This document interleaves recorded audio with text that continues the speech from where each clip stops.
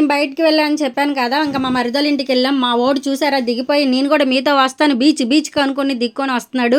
మేము బీచ్కి వెళ్ళట్లేదు కదా, వాడికి తెలీదు. వాడు మాత్రం బీచ్ అనుకునే బైక్ కూడా ఎక్కాడండి.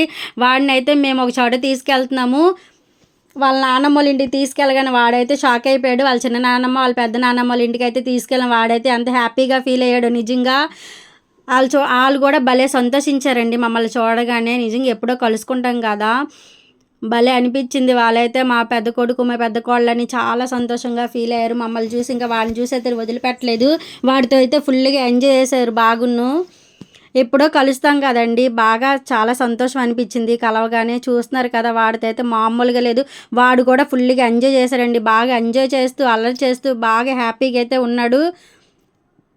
వాడిని అలా చూస్తుంటే అయితే నాకైతే భలే భలే అనిపించింది నిజంగా. చిన్నపిల్లలు సంతోషంగా ఉంటే మనకి ఎంత హాయిగా అనిపిస్తుంది కదండి మనసంతా. నిజంగా వాడిని అలా చూస్తుంటే నాకు కూడా భలే అనిపించింది. ఫుల్గా అయితే ఎంజాయ్ చేశాడు మా వాడైతే.